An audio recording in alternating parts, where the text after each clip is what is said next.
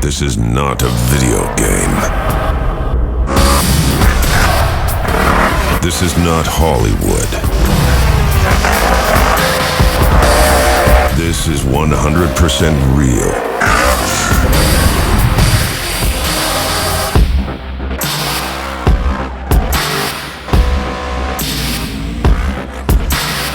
This is XP1K.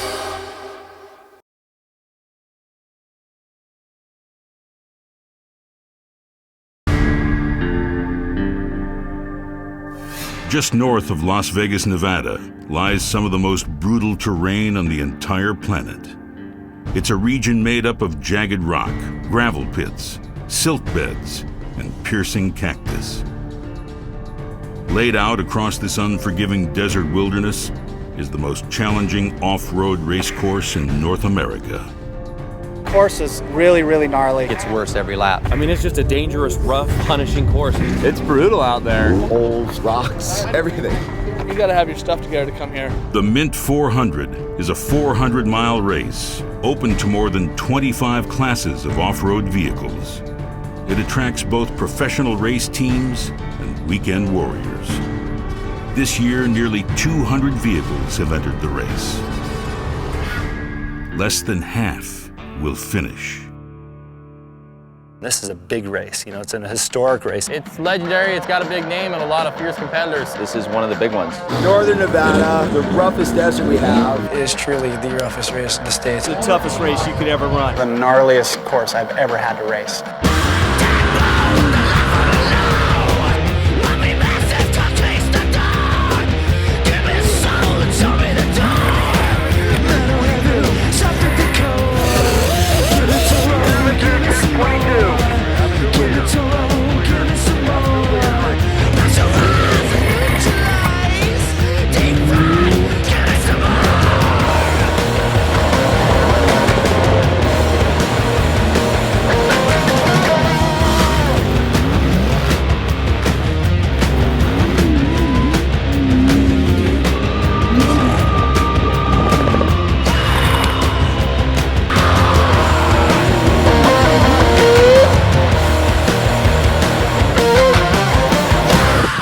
General Tire Mint 400.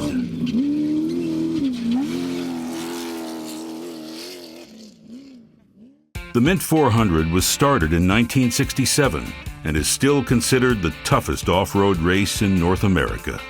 Hundreds of race teams and thousands of fans from around the world travel to Las Vegas, Nevada each year to compete and spectate at the event. Known as the Great American Desert Race, the Mint is a part of American racing folklore. Movie stars, musicians, and world-class racers have all tried their hand at winning the prestigious race. But only the lucky few have succeeded. This race for me has always been something that I dreamt of racing as a little kid. Everybody thinks about the Baja races and how long they've been around. The Baja 1000, early 70s, late 60s. But the Mint 400 has a really rich history. This is one of the big ones. This is the race that's had probably more movie stars and different people try to participate in it than any other race. I remember coming as a kid, watching all the big boys, Walker and Ivan and Ragland, all those guys. I did the first event in 1970. I didn't finish for the first 5 years. I think I'm still sore. It's got a lot of flavor and a lot of style, and I think a lot of off-road races don't have that anymore. A lot of great people in the Mint race. You broke down, they'd take care of you. I remember coming here once when I was a little kid with my dad, just walking down Fremont Street and checking everything out, and be able to race the legendary Mint 400 is really cool. Baja and the Mint, those are the races that really seem to matter to me.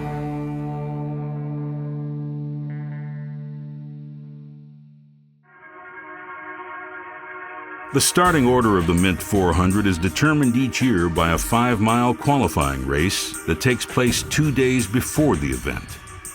Qualifying is one of the unique features of the Mint, as the top unlimited class racers battle the clock for the fastest time on the course, instead of having their start positions drawn randomly. The outcome determines the team's starting positions, which are critical in this super dusty off-road marathon.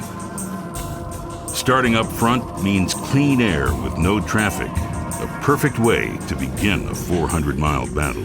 Yeah, qualifying at these races is extremely important. If you get to start up front, even in the top 10, you really get to pull away from some of the slower guys and you get to create a gap. So if you have any minor issues or anything, you really buy yourself a lot of time. If you don't have issues, you pretty much run away from it.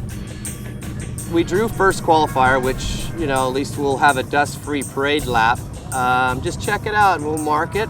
And, you know, I want to run hard, but I'm not going to do anything crazy, you know. As defending champ, it's going to be a little bit tougher race for me. This is one of the toughest qualifying courses I've ever done. I know I have to hit it hard and I have to hit it fast to qualify well.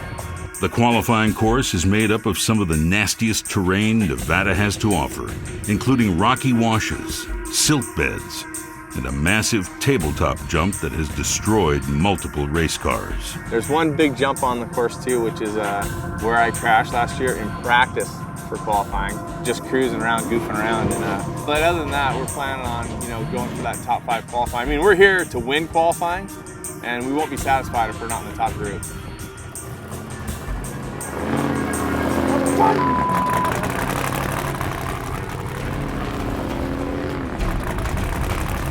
We're gonna go out there, do our best qualifying, and then we're gonna go get the hell in the race. I mean, we're not gonna hold back. We're not in it for points. We're here for the win.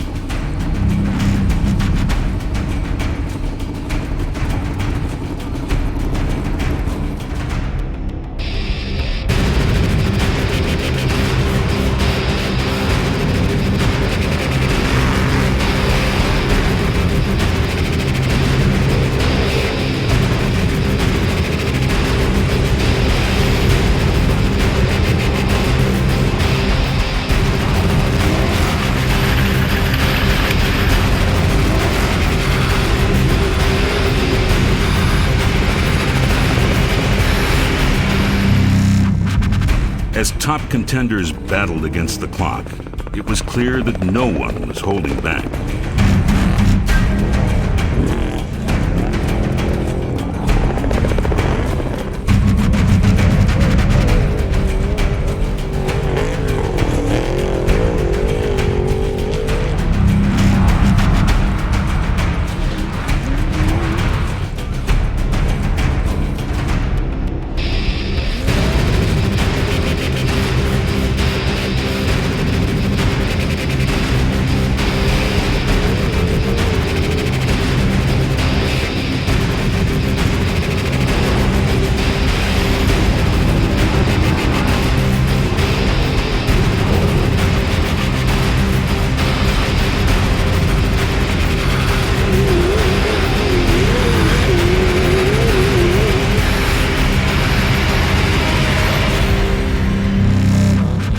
Chad Ragland in the number 96 trophy truck set a blistering pace.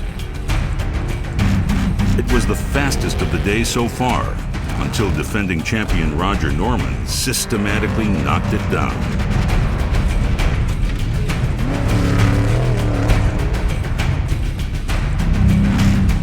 Roger slammed his nose on the tabletop and lost valuable time as B.J. Baldwin left the start line.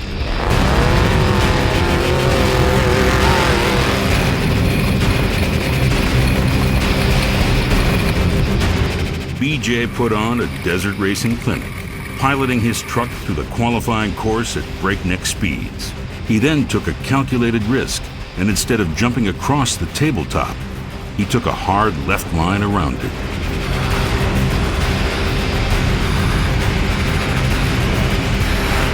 Last off the line was Jason Voss.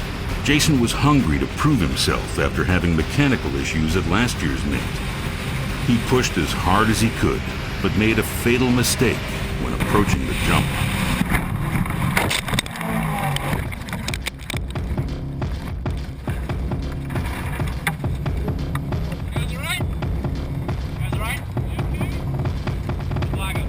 Jason crashed on the infamous tabletop jump, totaling his $500,000 trophy truck and ending his chances of competing in the 2011 Mint 400. B.J. Baldwin edged out the competition to earn the top qualifying position, followed by defending champion Roger Norman. B.J.'s teammate Chad Ragland qualified third, while Las Vegas native TJ Flores knocked down the 4th place starting spot. Trophy truck standout Steve Kroll rounded out the top 5 qualifiers.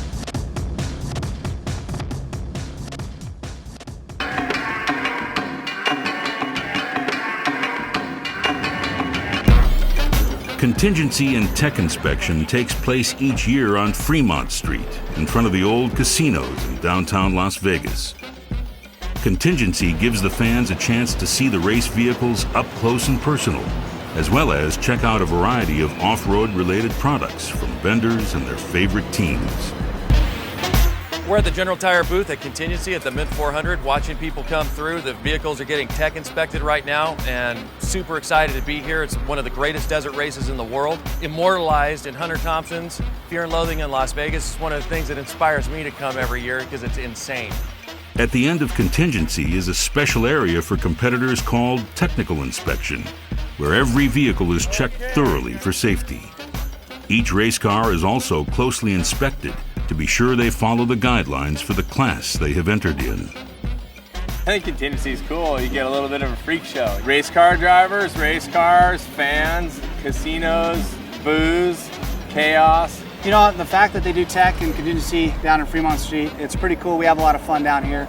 It's nice to drive the trophy truck around downtown. That's something you never get to do, so we're having a lot of fun. You know, off-road is such a spectacular sport. It has a little bit of everything. You know, you've got the family component, you've got the adventure component down in Baja in the Nevada desert, but you've got everybody coming together to achieve the same thing, and that's having a good time, having a successful race, being competitive, but at the end of the day, we can all share a beer or a Azuña margarita together and have some fun over it.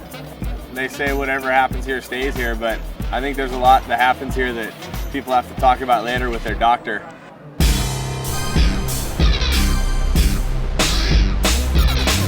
I definitely want to beat the Vegas local TJ Flores. He's out here and he knows these courses really good, so if you can beat him on his home turf, you know you're doing something right. Everyone can win, you know, but there's really fast guys like TJ. He's won it every year, and we finally got it from him last year, so. Qualified number 1 in Class 1 and 4th overall out of everybody, so that's what I want to go for is the overall. I've won the race in class, I want to go for the overall. The 1600 class I race, you know, is, in my eyes, one of the most competitive classes out there. You know, if you got more money than another guy, it doesn't mean you're going to have a better car. It really comes down to the driver and his crew and the car. I came here to win in trophy truck this year. We were close 2 years ago, 2nd place. That's not good enough. I would say probably Roger Norman's most consistent. BJ still has a new truck. He has the talent to go win it. I hope they got the program together. I've raced in Argentina, Chile, Europe, America, Mexico, obviously. To be here in Las Vegas, where I grew up, it's just a great feeling, and I hope we win tomorrow. I'm going to do everything I can to win. I mean, to win a race that has such a crazy attrition, you know, 40–50% finishing rate, to win something like that and to have that kind of history with your name attached to it would just be awesome. I mean, it's exciting, dangerous stuff, and I mean, fundamentally, that's at the root of everything that we do, and that's why we come and race, and that's why we're here at the Mint 400. When the warm Nevada sun sets in the west, the old Las Vegas Strip comes to life. Part of the Mint 400 tradition is the Miss Mint contest that is held each year, just prior to the race. Each year, the new Miss Mint is crowned after Contingency on a special stage on Fremont Street, under the neon lights of the casino signs. After careful consideration by public vote and the judges, 21-year-old Kelly Snyder of San Diego, California, was crowned the 2011 Miss Mint. Kelly received a prize package that included $1,500 and a professional photo shoot.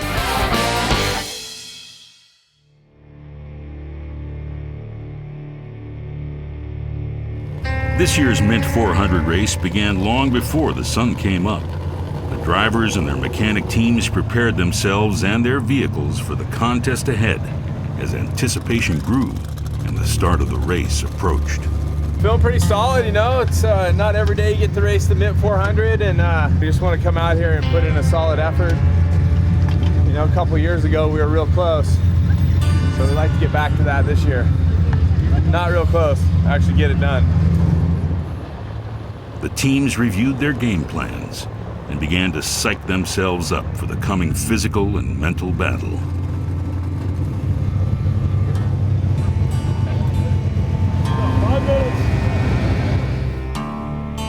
The competitors lined up according to their qualifying results. For the lower classes of slower vehicles, their start order was randomly selected.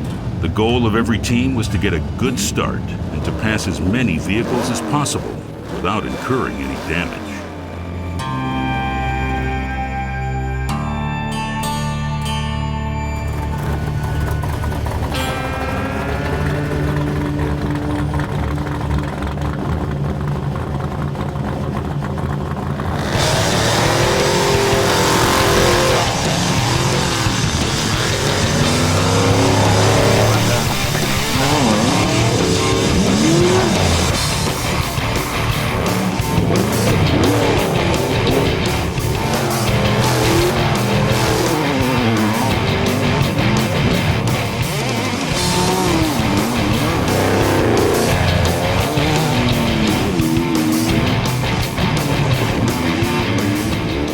The Mid-400 race consists of 4 100-mile laps of the roughest terrain Nevada has to offer, including the notorious rock garden, massive silt beds, sandy washes, and vast open desert sections.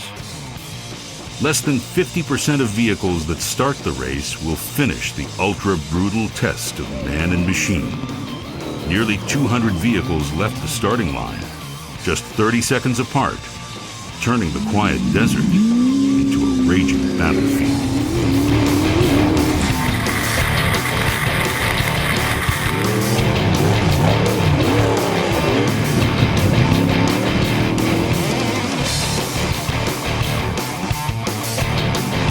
Just after the start, Chad Ragland experienced problems with his suspension. He pulled over briefly and confirmed that he'd blown a shock. Chad decided to continue racing and pulled right back onto the course. It would be a long first lap for Chad.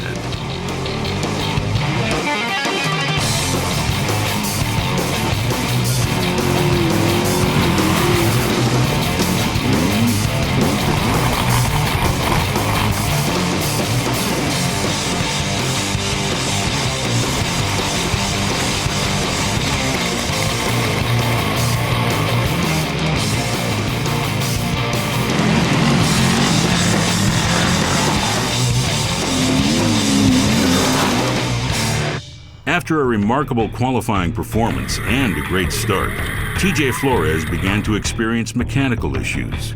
He managed to get his crew at the second pit, but by then it was too late. A blown engine forced TJ to accept defeat a mere 30 miles into the start of the race. Meanwhile, Roger Norman began to make a charge and challenge BJ Baldwin for the overall lead.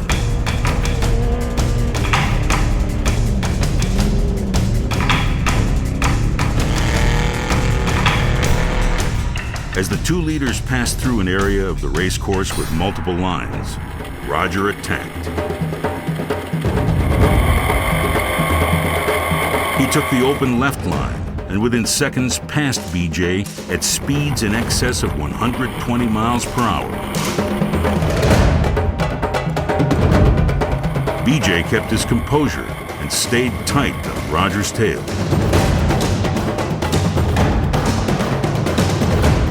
Seconds later, BJ rocketed past Norman to regain the lead, leaving him literally in the dust. While BJ and Roger battled for the overall lead, Riot Racing's Mark Ewing was driving fantastic, running a mere minute and 15 seconds off the lead time.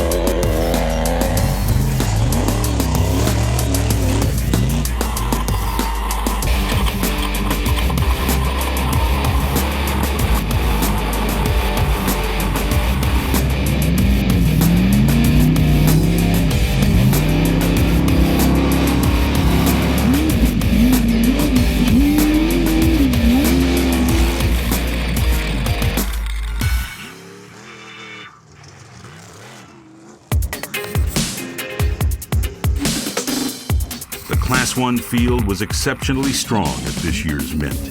Corey Halapoff, Terry Householder, and Mikey Childress all maintained good momentum and stayed together on lap 1.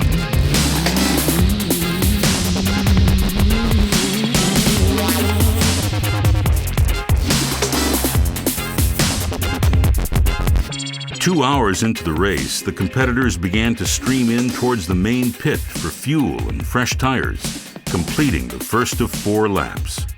Their crews readied themselves for quick and precise pit stops. Bobby Baldwin, father of ballistic BJ Baldwin, reminded his crew to pace themselves and not make any mistakes. So we're gonna have a little slower pit stop. It's nice and easy.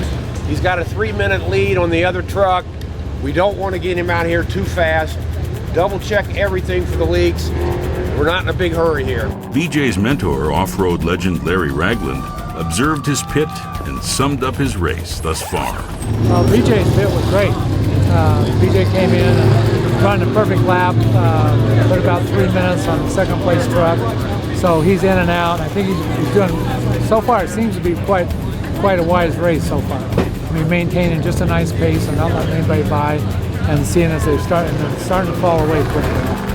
BJ left the main pit approximately 2 minutes before Roger Norman, as the race leaders headed out to battle for a second lap. The rest of the field continued to wage war against the desert and the clock.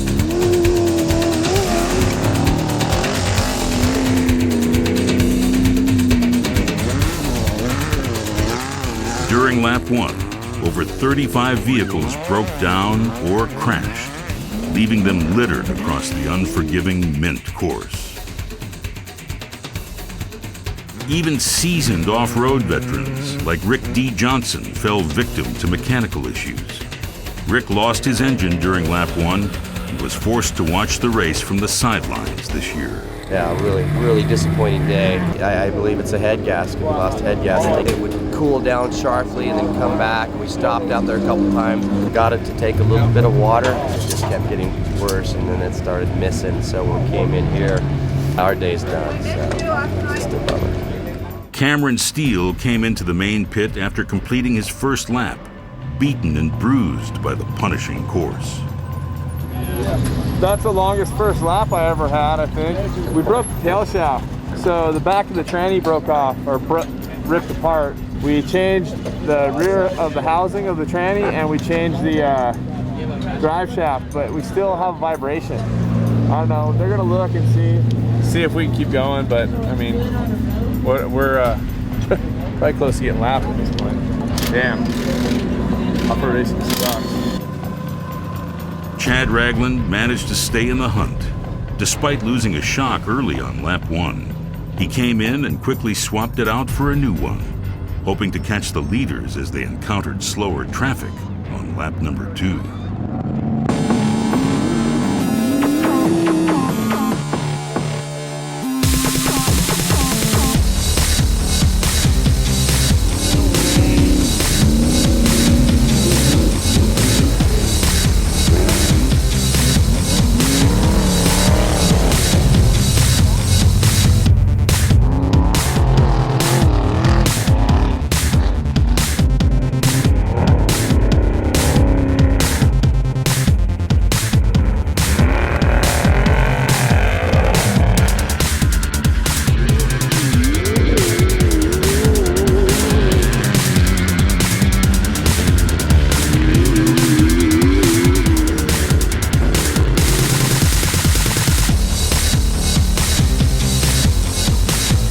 In off-road racing, it's not a matter of if you're going to have mechanical issues, it's a matter of when and how quickly you can deal with them and get going again.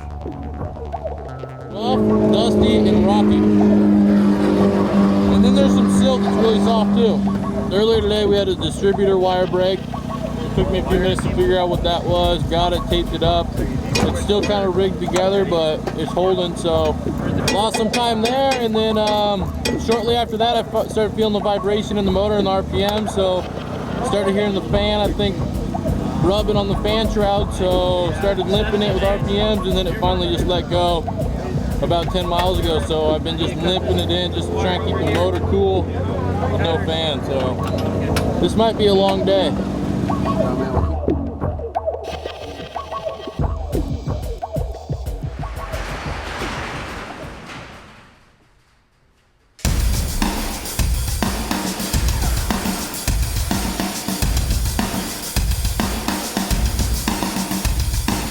Justin Bean Smith comes from the long line of off-road drivers who build, prep, and maintain their own race car.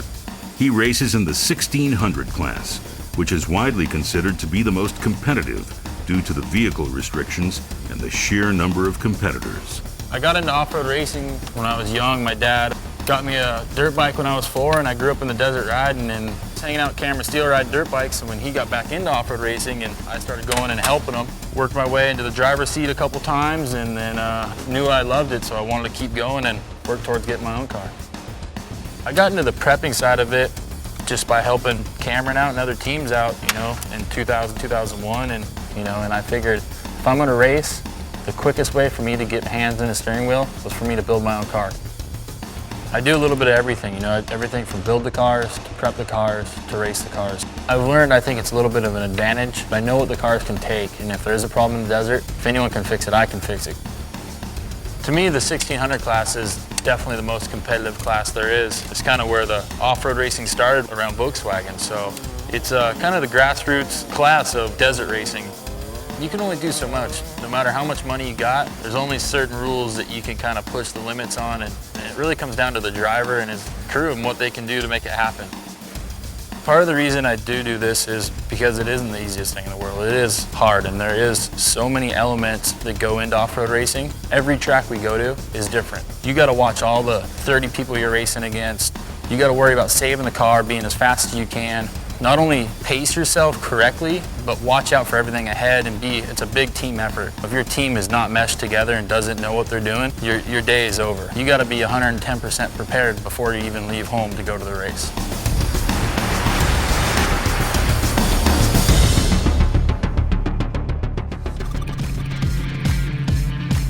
As the rest of the field made their way through the main pit area, the Lap 1 results showed B.J. Baldwin and Roger Norman separated by a mere 39 seconds, with Wiley and Ewing close behind. Corey Halapoff rounded out the top 5. Householder, Childress, Whipple, and Walker all fared well on the opening lap. You never say die until you die. Guess we're going. They said they got it fixed, so we'll see. Another 100 miles to test her out. After being down for over 40 minutes, Cameron Steele left his pit for lap 2. Cameron knew he was now out of contention for the overall win, but like most off-road race teams, quitting wasn't an option. As the entire field moved squarely into lap 2, race leaders B.J. Baldwin and Roger Norman continued to increase their lead on the pack. Meanwhile, the battle for the lead in Class 1 began heating up. Mikey Childress, Corey Halapoff, and Terry Householder remained neck and neck as they raced deeper into the Nevada desert.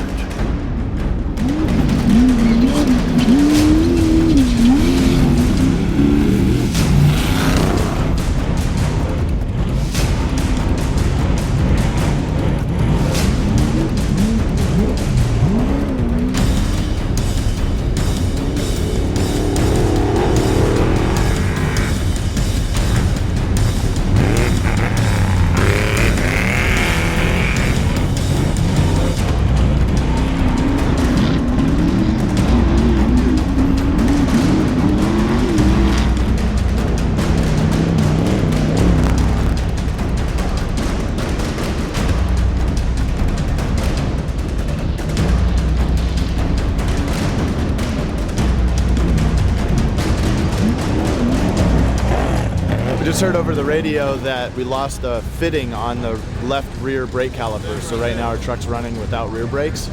Still got the front brakes, so we should be good on that. It's definitely going to put us down a little bit, but we'll make up for it. Here we come.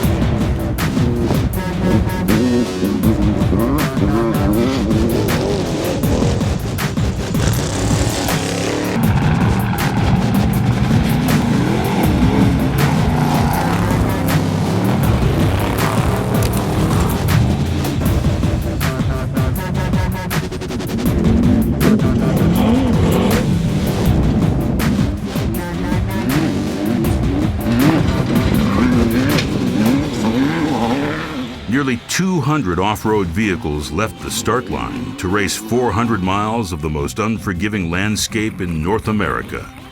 Now, on lap 2 of 4, the racers began to feel the effect of the Nevada sun rising over them as they attempted to make it to the halfway point of the race. Broken vehicles were strewn everywhere.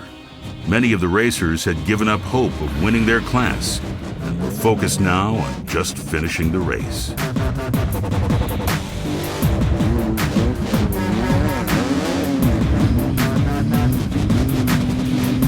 Seasoned veteran and off-road champion Kent Croker was having no luck at all. Despite weeks of preparation with a professional off-road crew, his truck was sidelined. I think we do have a curse. It's terrible. 30 miles in, everything is working great. I had just made this hard right turn after doing about 100 miles an hour. No brakes. Lost the caliper, the right front caliper. Drove the next 50 or so miles. We had to stop every 5 miles and put power steering fluid in it. Ran out of power steering fluid and milked the truck in with no steering and no good brakes. Last year we lost 3 hours and we still got second place and within 10 miles of winning.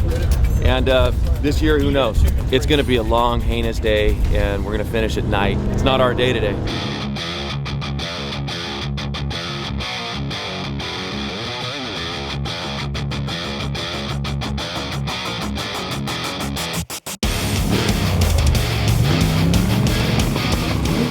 As the lead pack began catching the slower classes, the course turned into a complete battlefield. The dust and sunlight began to blind the drivers while they desperately tried to make it to the main pit for tires and gas. As the teams came into the main pit and hit the halfway point of the 400-mile marathon, it became clear that race leaders B.J. Baldwin and Roger Norman were going to duke it out to the bitter end. Householder, Halapoff, and Childress remained within minutes of each other, while Chad Ragland continued to regain the ground he lost on lap 1. Halapoff came into the main pit and turned over driving duties to his teammate and cousin, Harley Lettner. They're doing fantastic. Corey is a great driver. He's taking it easy, and he's still going through them like Jack DeBear. So we're going to win. We started 7th in class and like 19th overall, and we just started going through people, and we ended up 4th overall and 2nd in class 1. The ones that are ahead of him, Harley's going to catch him now. We just wanted to back it up and save the car. It's still got a long ways to go.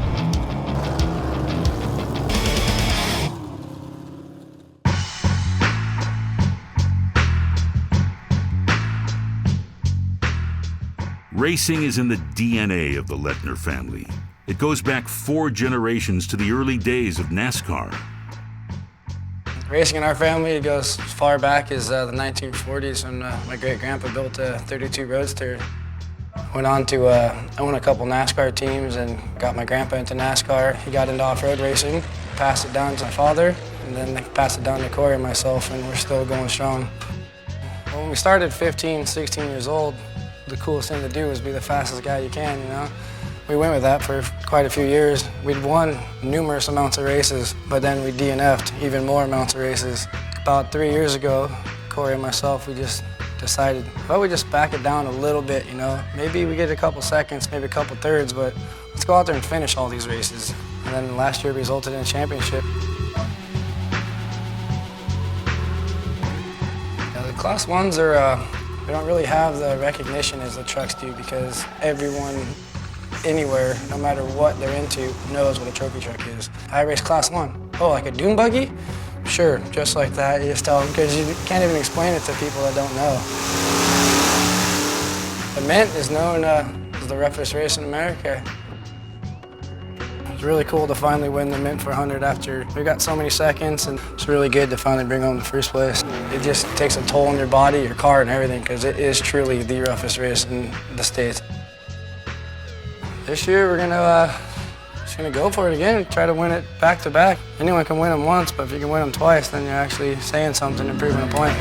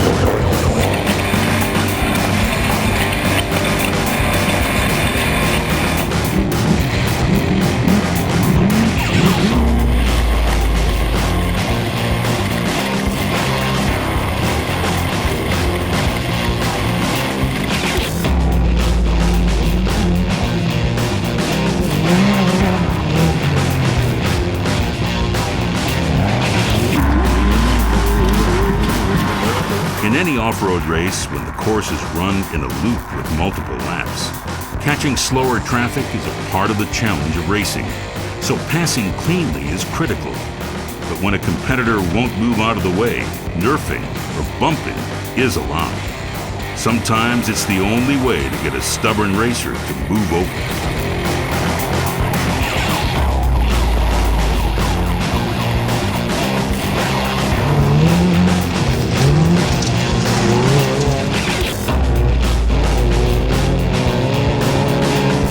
Trophy truck racer Clyde Stout learned firsthand how hard the Mint course was on both man and machine. It's everything that the Mint's famous for. It's treacherous, holes, rocks, everything. These trophy trucks, they just want to go fast. And with this kind of course, you've got to be smart about that. And I don't think I was smart enough. We lost the belt drive to the oil sump, so they just got through fixing it. And the car's, it's a very hard operation to change that in the field, because obviously you can't have a chase crew go in there and service it. This race is very hard on vehicles, you know.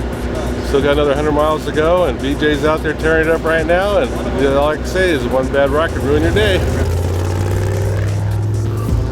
BJ is on his third lap. Everything was running perfect, temperatures were great. I don't think we had any tire issues. At pit 1, BJ pulled in and stopped. They had a little issue. They got that handled, and at that time, Norman passed him.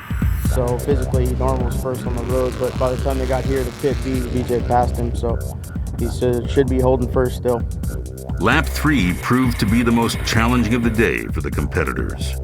Roger Norman sustained a serious mechanical injury and fell back to 7th place overall. BJ remained out front, but was now being chased by the tenacious Terry Householder. Harley Lettner, John Walker, and Mikey Childress all remained in the hunt. Meanwhile, Chad Ragland made a remarkable comeback on lap 3, moving up 4 spots to the number 3 position.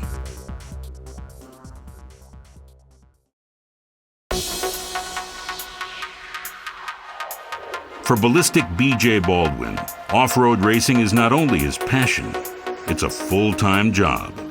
I first started in off-road racing about 15 years ago. Started racing a Class 12 car, a very low-budget team, very small operation, and it's kind of evolved over the years into a first-class professional, self-sustaining off-road racing team. When I got started in trophy truck racing, I wasn't a very athletic guy, and I decided I wanted to be the best, and I had to turn myself into an athlete. And one of the ways I do that is by training jiu-jitsu. Jiu-jitsu's a lot of fun. I get beat up by guys that are way smaller than me, and I get to beat up guys that are bigger than me. It all relies on technique. It forces you to become stronger. It forces you to push yourself, because you're constantly having guys that are trying to rip your head off, trying to choke you or break your arm. Jiu-jitsu positively affects my performance on the racetrack. I don't get nervous. I don't have any anxiety because people are chasing me down during a race. I got guys constantly trying to choke me unconscious or break my arms in class or break my feet. I'm more physically fit. I'm 3 times stronger than I look. Dehydration doesn't affect me at all, because in jiu-jitsu, I'll lose as much as 6 pounds in less than an hour just rolling around. I'm lucky enough to say that this is my job. I'm a professional off-road racer. But you know, going from being a small privateer team to a very large, successful, professional off-road racing team that it is today, you got to win races. Obviously, you got to make the fans happy. You got to make all the sponsors happy. It's a fun job, but it's still a job. It still involves a lot of hard work, a lot of blood, sweat, and tears. Communication is key. Everybody's got to be on the same page. If there's any type of miscommunication, whether it's a part or where somebody's supposed to be on the race course for a fuel pit or whatever, that'll cost us the race. Desert racing is unique in a sense that it's one of the only sports that a privateer can come in and actually be competitive with a factory-backed team. There used to be 20, 25 trucks. Now in some races there's up to 40 trucks. The only rules is it has to look like a truck and it has to be naturally aspirated, so it can't be turbocharged or supercharged. The motor I run in my truck, it's a little bit bigger than a stock car motor, about 150 inches bigger. It's a 458-inch small block, makes about 850 horsepower. If you look at a trophy truck up close, you can see that, you know, they're built for speed. I mean, they don't have anything on them that's stock. They're all tube chassis. They got 3 feet of wheel travel all the way around. They can go through 4 or 5 foot bumps at 100 miles an hour. It's brute force. It's ridiculous what these trucks are capable of. They're the most amazing vehicles in the world.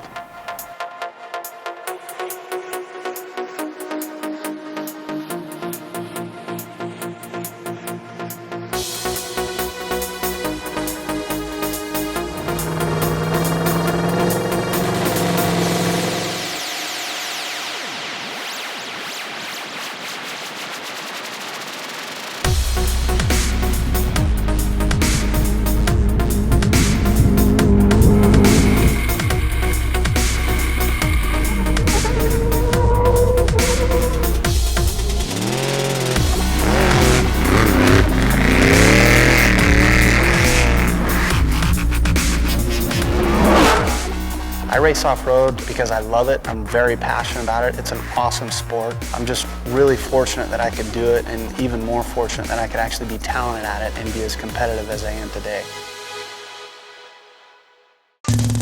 For nearly 8 hours, hundreds of off-road vehicles of all shapes and sizes have been racing across the northern Nevada desert in an epic fight to finish North America's oldest and most challenging off-road contest. Overall leader B.J. Baldwin ran a virtually flawless race as he headed into the final 100-mile stretch. His closest competitor, Roger Norman, dropped back to 7th place with mechanical issues on lap 3, but was already regaining the ground he lost. B.J. was being chased by his teammate Chad Ragland, who overcame mechanical issues in lap 1, was now sitting squarely in 3rd place. And the battle for Class 1 victory was still being waged by Householder, Childress, and Lettner.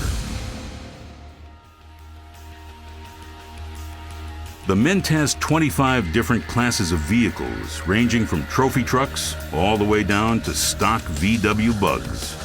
Some of the most competitive racing is in these limited classes due to the class restrictions and large number of competitors. Class restrictions keep the power of vehicles within range of each other, so no one competitor can have a superior advantage. In these classes, it truly is more about what the driver can do and less about the vehicle itself. These classes are known as the driver's classes, and they are the unsung heroes of the sport.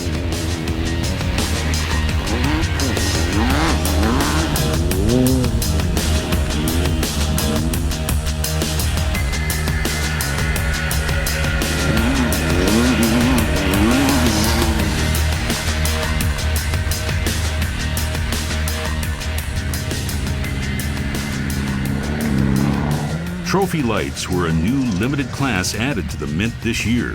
Their spec chassis, engine, transmission, and suspension travel made for an exciting and challenging option for racer Jim Riley. Jim drove half of the race for his team and conquered a series of mechanical issues.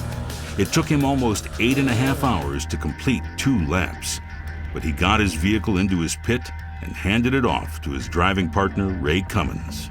Took out some brake line, we had to cap the brake line off. We had a rear end battery. We had to use some baling wire to hold that battery in because we lost 2 bolts to hold the battery down. Once we got that done, we finished 2 laps. Send the guys back out there for 2 more. But it just seemed like the ruts got deeper, the rocks got bigger, they were finding their way to the middle of the course. It just was a really long, tough day. Anybody that thinks the Mint 400 is easy, they got it wrong. There's a lot of work out there. Like a lot of off-road racers, Jim Riley is a weekend warrior, a businessman first and an off-road racer second. So it's so interesting for me to be sitting in this shop because, you know, in my daily life, I'm in a suit and tie, off doing business with, you know, the executive world, and it feels so good to peel that suit off and put on my General Tire t-shirt and come out here and get dirty and have some fun in the shop and watch my truck being built and hand Greg a wrench or something, you know. It's fun for me, and that's why I do it. It's exciting to come out from California and just see a truck under wraps that's being built for me. It's just interesting, something about off-road I've gravitated towards. And for me, everything that's good that's happened in life has happened around off-road. You know, when I saw that there was an opportunity to buy something called a Trophy LITE, I realized this is an opportunity that I can get in a race car, go race, and go back home to my day job. I just said, sign me up, where do I go? You know, who do I write the check to?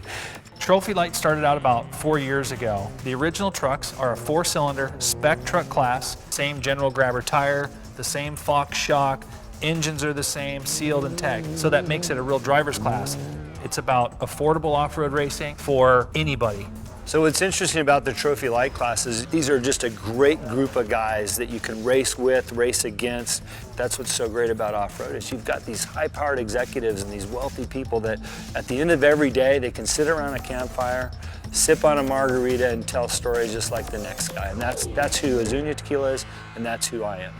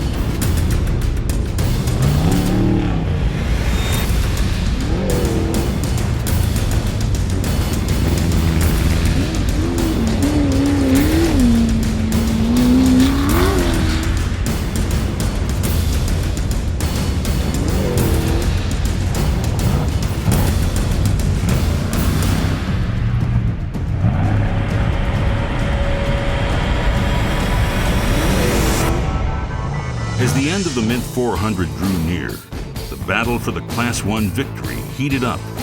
Childress, Lettner, Householder, Boyle, and Conlon were all determined to be the first Class 1 vehicle to cross the line, and they all dropped the pedal to the floor to try and make it happen. Mikey Childress, who overcame mechanical issues and ran a solid-paced race all day, came from behind and passed Terry Householder a mere 20 miles from the finish line. It was ballistic B.J. Baldwin in the number 97 Monster Energy General Tire trophy truck who emerged from the dust and crossed the finish line first, a massive 18 minutes ahead of the next competitor.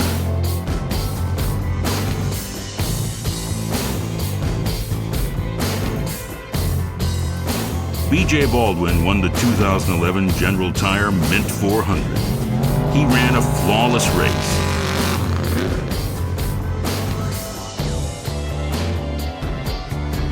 And he and his crew celebrated as his teammate Chad Ragland crossed the finish line second.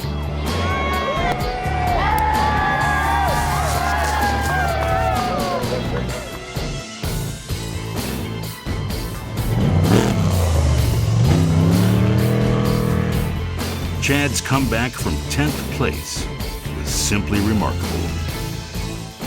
I'm here to win, you know, but I'm pretty happy for BJ. He executed perfectly. So to be on his team and to get the race for them, you know, I'm honored. And so he's a hell of a driver. To get second to him, I got no problem. Finishing third overall and winning Class 1 was Monster Energy General Tire teammate Mikey Childress. So amazed right now. We had it, we lost it, we had it, we lost it. My team came through, we fixed the car, got it re-going again. And I'm just so happy to be here. We got the GT 123. It can't get any better than this. It's like a dream. Terry Householder managed to hold on to second in Class 1 and fourth overall. We got to say congratulations to Mikey Childress and the General Tire crew up front there for BJ Ball and those guys having a good finish. But yeah, I mean, couldn't ask for anything better. The Mint 400 is by far the toughest race you could ever run. I don't care what anybody said. Roger Norman came in third in class and fifth overall. And Richard Boyle finished third in Class 1 and sixth overall. The winners of the 2011 General Tire Mint 400 are Ballistic B.J. Baldwin, Unlimited Truck; Mikey Childress, Class 1, Unlimited; Carl Scanlon, Class 10; Dwayne Reinert, Class 12; Greg Zumwalt, Class 1450; Tony Scott, Class 15; Blaine Conrad, Class 1600; Daniel Maurer, Class 18; Mike McCarthy, Class 4. Steve Alexander, Class 5. Mike Boone, Class 5, 1600. Steve SHIMP, Class 13. Bryce Yarbrough, Class 7. McCrae Glass, Class 8. Daniel Lutz, Class 9. Robbie Cockrell, NAPA Chassis. Robert Johnson, Stock Bug. Randy Merritt, Stock Full. Troy Messer, Trophy Light. David Ecker, Vore. Tom Barnett, JEEPSPEED Cup.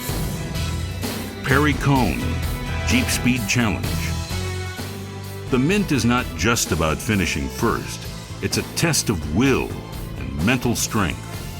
As the night wore on, those who crossed the finish line were greeted with cheers from fans and their crews. They had done what very few could. They had conquered the Mint 400.